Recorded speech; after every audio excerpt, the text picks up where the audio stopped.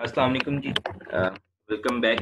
और आज फिर हम इस साइकिल इन्वेंट्री के न्यूमेरिकल के ऊपर थोड़ा सा टाइम लगाएंगे और कोशिश करेंगे कि उसमें जो चीज़ें रह गई थी या जो चीज़ें एक्स्ट्रा हैं उन्हें भी देखा जा सके। लास्ट टाइम मैंने आप लोगों को 2 टास्क दिए थे। First of them were regarding these months that you had to change these months into days. So it was really simple. That is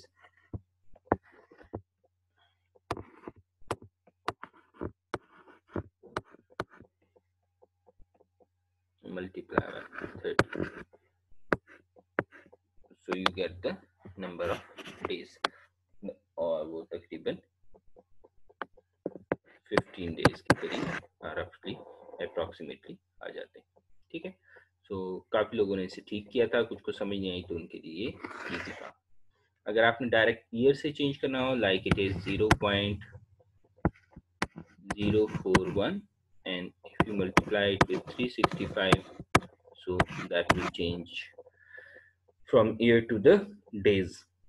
ठीक है, तो आपने इसे अगर डेज में चेंज करना है तो आप फ्रॉम ईयर तो आप 365 से मल्टीप्लाई कर देंगे, फ्रॉम मंथ तो फिर आप 30 से, एज ए स्टैंडर्ड मंथ जो हम लेते हैं वो 30 का होता है, तो वो 30 से आप मल्टीप्लाई कर देंगे। वीक से डेज में चेंज करना हो तो you can change it through multiplying it with the 7।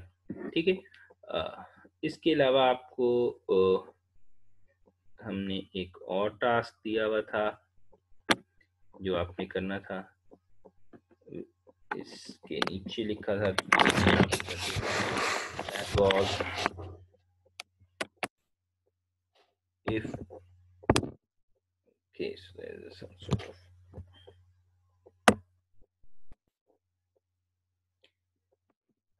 if demand is equal to 36,000 per year and ordering cost is equal to 3600 and holding cost is equal to 50। अच्छा, इसमें एक सवाल बड़ा इम्पोर्टेंट जो काफ़ी आप लोगों ने पूछा वो था कि सर इसमें C and cost of the material नहीं दी। तो हम ये देखते हैं कि इसमें पूछा गया है, इसमें सबसे पहले आपसे पूछा गया है क्यू स्टेरिक और उसके बाद आपसे पूछा गया है total annual supply chain cost. तो हम ये देखते हैं कि क्या इसमें सी की ज़रूरत है, कॉस्ट ऑफ मटेरियल की ज़रूरत है या नहीं। तो क्यू स्टेरिक का अगर हम फार्मूला लिखें so that is 2ds divided by H.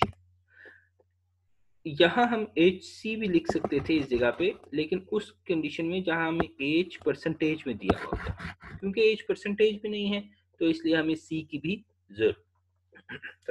ज़रूरत नहीं है।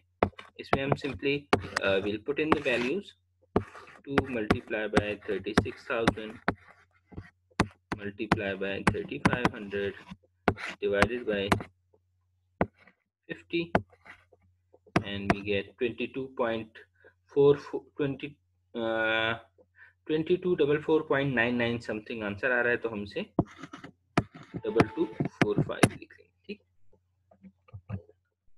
एक minute just confirm it as well.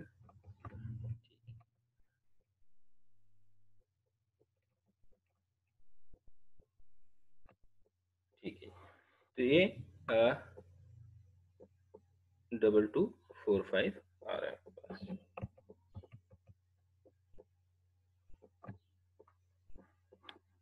ठीक है, और फिर इसके बाद आपसे कहा था total annual supply chain cost आप इसमें फाइंड कर लें, और उसका फॉर्मूला था D by Q into S plus Q by 2 into H. Demand आपके पास है 36,000, क्यू आपके पास है 2245, एस आपके पास है 3500 plus 2245 divide by 2 multiply by h which is 50, and solving this you get the cost, total and supply chain cost। ठीक है, I hope things are clear। अब हम इसी में एक और सिनेरियो करते हैं और देखते हैं कि किस तरह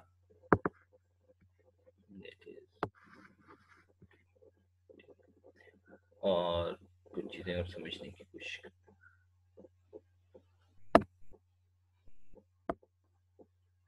अच्छा, अब यहाँ हम let's get into another scenario. ये जो हमने एक और क्वेश्चन किए थे जिसमें हमारे पास डिफरेंट थे, ये वाला सवाल जिसमें डिमांड 12,000 है, यूनिट कॉस्ट 500 है, होल्डिंग कॉस्ट 20% है, फिक्स ऑर्डर कॉस्ट 4,000 है और हमने उसे कैलकुलेट किया and we get to know about कि जी जो हमारा क्यू स्टैटिक है that has to be 980 computers, that would be the most economical quantity। ठीक है, तो जब हमें ये पता चल गया कि 980 हमारी वो क्वांटिटी का लेवल है जिसपे हमारी टोटल कॉस्ट कम पड़ रही है, लेकिन सिनेरियो समटाइम्स चेंज भी हो सकते हैं। फॉर इंस्टेंस, अगर आप ये चाहते हैं कि नहीं जी ये 980 कंप्यूटर्स मंगा के रखना या मंगाना बहुत ज़्यादा हमारे लिए हेक्टिक काम है और हम चाहते हैं कि जो हमारी ऑर्डरिंग कॉस्ट हमारी जो वो है क्यू है वो 200 होना चाहिए। ठीक है, हम ये कह रहे हैं कि हमारी जो प्रीवियस कॉस्ट आ रही, प्रीवियस जो हमारा ऑर्डरिंग साइज आ रहा है दैट इज 980, ये बहुत ज़्यादा है और हम इसे रिड्यूस करके 200 पे लाना चाहते हैं, तो क्या होगा? तो हम उसके लिए क्या करेंगे, इसी फॉर्मूला में total annual supply chain cost के अंदर 200 डाल देते हैं। अब जब हमने यहाँ पे 200 पुट किया है तो इसकी कॉस्ट पिछले की निस्बत बहुत ज्यादा हो गई। हम देख लेते हैं पीछे हमारे पास क्या कॉस्ट आई थी।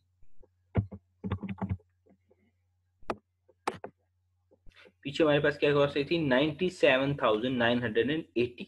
ठीक है, सो लेट्स से 98,000 आई थी, लेकिन यहाँ अगर हम क्वांटिटी 200 कर देते हैं तो हमारे पास जो कॉस्ट आ रही है that is significantly higher, 250,000। So it's roughly around 150,000 more than that।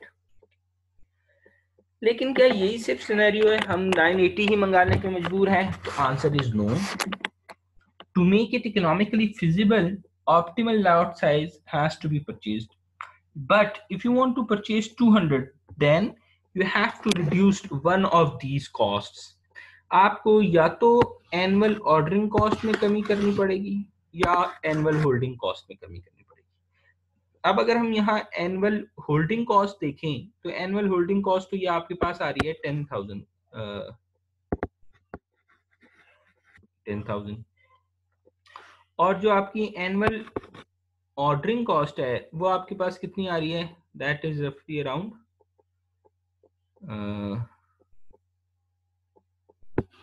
2,40,000। ठीक है,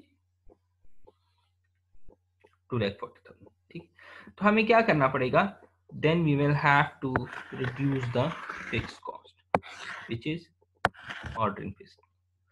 हमें एस को रिड्यूस करना पड़ेगा। अच्छा, अब सवाल ये है कि एस को कैसे रिड्यूस कर सकता है, दैट वुड मीन किया जा सकता है, दैट वुड मीन कि हमें कोई ऐसे मैकेनिज्म्स यूज करने पड़ेंगे ट्रांसपोर्टेशन में, ऑर्डरिंग के मैकेनिज्म में, ऑनलाइन शिफ्ट करने में from newspaper print media to online, transportation में बेहतर प्लानिंग, जो आप एफिशिएंट सप्लाई चेन में पढ़ चुके हैं कि बेहतर पहले से प्लान करके लो कॉस्ट मोड के ऊपर शिफ्ट होके, चाहे वो स्लो हो लेकिन वो पहले से प्री प्लान हो, हमें इसको शिफ्ट करना पड़ेगा, हमें इसे रिड्यूस करना पड़ेगा। एस को जो ऑर्डरिंग कॉस्ट है उसे हमें रिड्यूस करना पड़ेगा। अगर हम ऑर्डरिंग कॉस्ट रिड्यूस कर लें तो हम अपनी क्वांटिटी को भी 200 के ऊपर ला सकते हैं। ये कैसे किया जा सकता है, now we'll try and see that।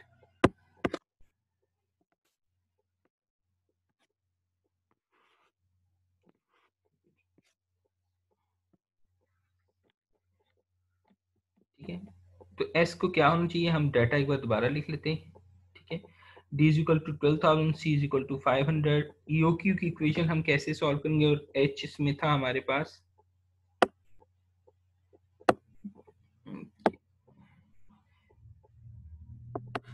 H इसमें था हमारे पास 0.2। ठीक है, और अब क्योंकि हमने S को फाइंड करना है, क्योंकि हम चाहते हैं कि इस क्वांटिटी के लिए एस को देख सकें, इस क्वांटिटी के लिए ऑर्डरिंग कॉस्ट को देख सकें। तो हमें ये देखना है कि ये कैसे हो सकता है। फॉर्मूला आपको याद है, Q steric is equal to 2ds divided by hc। इसी में आप वैल्यूज पुट कर लेंगे। Q steric is equal to 200, जो हमने कहा कि हम चाहते हैं कि हमारा ऑप्टिमल लॉट साइज 200 पे आ जाए, तो उसके लिए हमें क्या करना पड़ेगा, 200 Q steric लिया, 2 मल्टीप्लाई बाय 12,000 यूनिट्स, D है, मल्टीप्लाई बाय S जो हमें फाइंड करना है, divided by 0.2 of 500 which was 100। ठीक है, ये 100 कैसे आया है, 0.2 इंटू 500 करके आया है। हम इसे अब सॉल्व कर लेते हैं। ठीक है,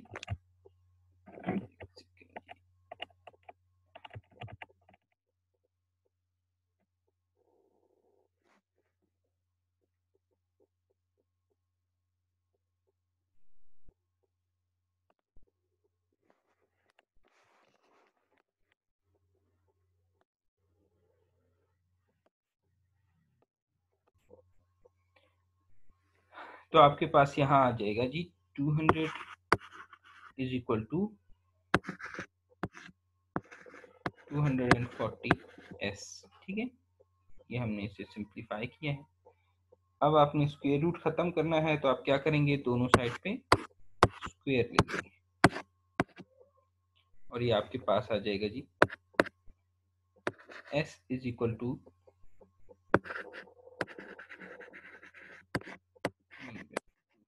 सिंप्लीफाई करेंगे तो ये 166.67 आ। ठीक है, अगर हम चाहते हैं, इफ यू वांट कि हमारे जो ऑर्डरिंग क्वांटिटी है वो 200 पे आ जाए, तो उसके लिए हमें s को सिग्निफिकेंटली रिड्यूस करना पड़ेगा और वो s रिड्यूस करके 166.67 तक लाना पड़ेगा। ठीक है,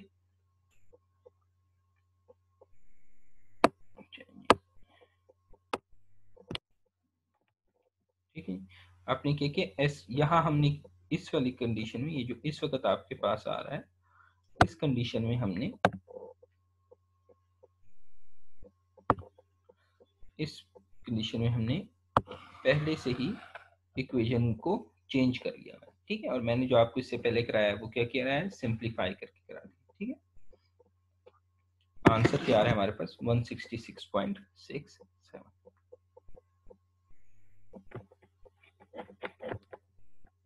ठीक, I hope things are clear ना। एक और प्रैक्टिस क्वेश्चन इसके लिए हम कर लेते हैं, ताकि हमें थोड़ा और मजीद जो है क्लियर हो जाए कि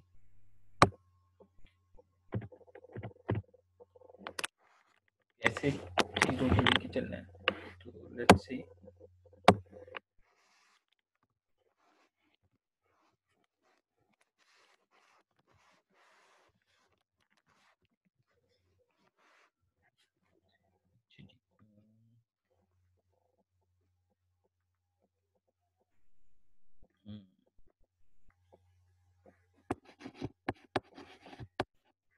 ABC company has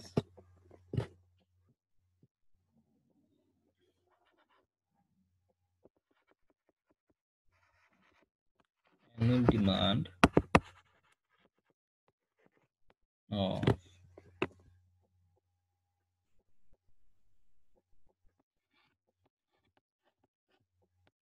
30,000 units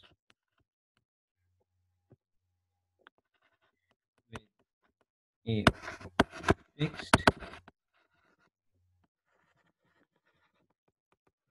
ordering cost of 1,000 and holding cost of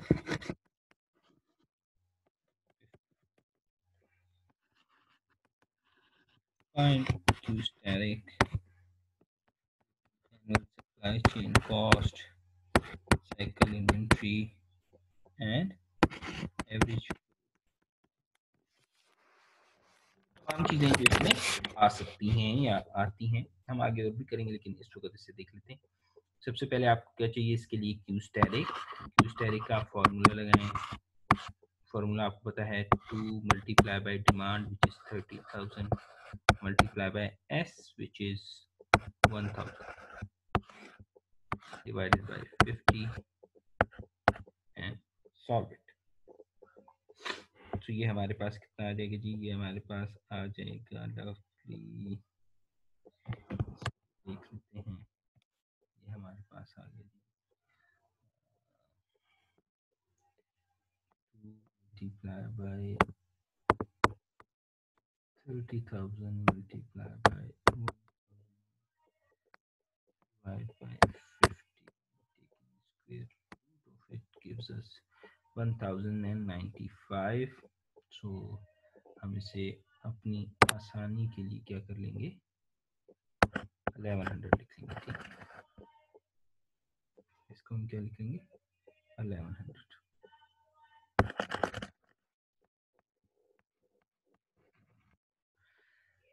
फिर आपसे कहा गया है total annual supply chain cost find करें।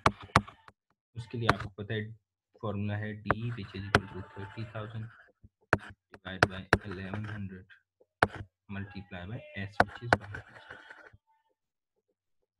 प्लस क्यू आपके पास 1100 आ गया है divide by 2 multiply by 50 and you get the total annual supply chain cost. It is 30,000 divided by 1100 multiplied by 1000 is equal to, that is 2727 2.7. Let's make it 27270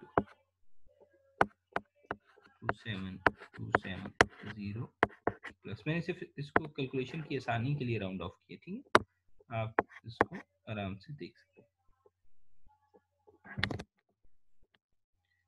और दूसरा है हमारे पास जी Q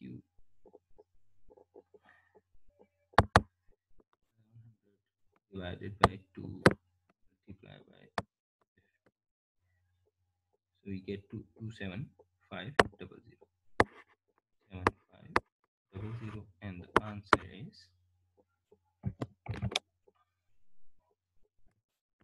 2770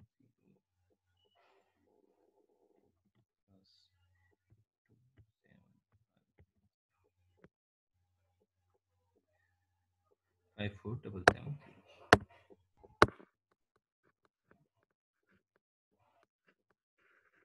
ठीक है, और इसके इस बाद आप लोग यहाँ पे साइकिल इन्वेंट्री कैलकुलेट कर सकते हैं। साइकिल इन्वेंट्री आपको पता है Q by 2 है, so cycle inventory is equal to 550 क्योंकि Q is 1100 divide by 2 average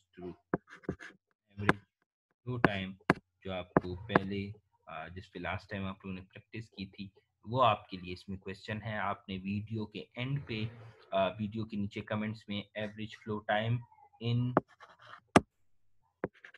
weeks बताना कि इस प्रोडक्ट का average flow time in weeks कितना है। ठीक है, तो एक तो आपने ये काम किया कि ये सवाल आपके लिए कर लिया है। Average flow time in weeks आपने इसमें कैलकुलेट करके बताना है कि एक इन्वेंट्री को कितना टाइम लगता है, उसमें एक प्रोडक्ट को कितना टाइम लगता है इन्वेंट्री में से फ्लो आउट करने के लिए। ठीक है जी, अब आपको एक और क्वेश्चन दे देते हैं ताकि आप लोग उस पर प्रैक्टिस कर सकें।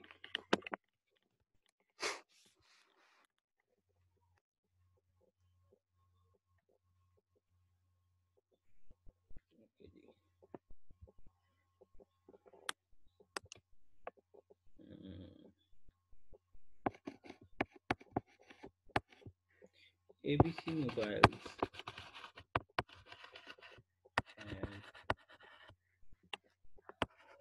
and average monthly demand of 10,000 units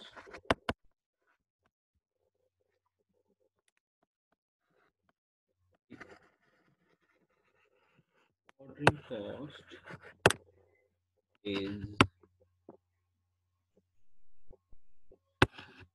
2000, whereas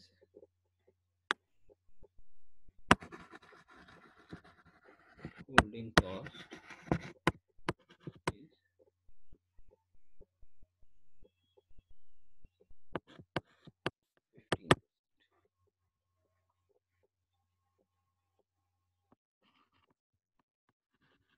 15. At an average, each unit costs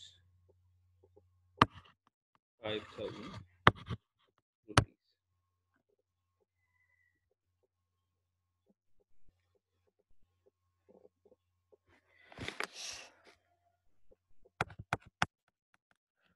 Find use tariff with annual supply chain cost, cycle inventory, and average float है।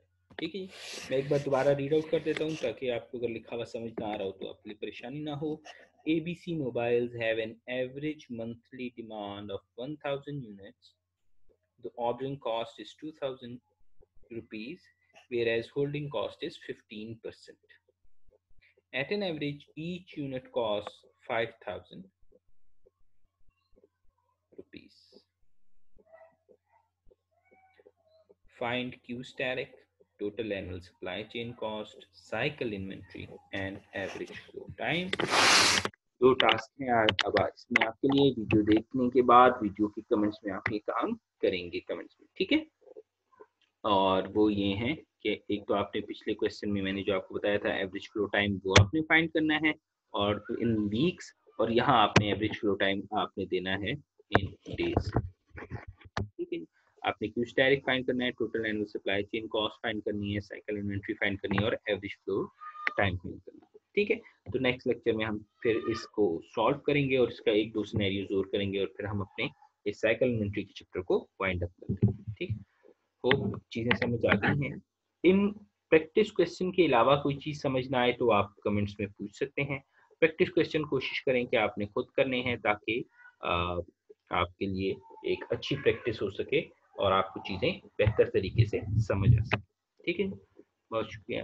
अस्सलाम वालेकुम।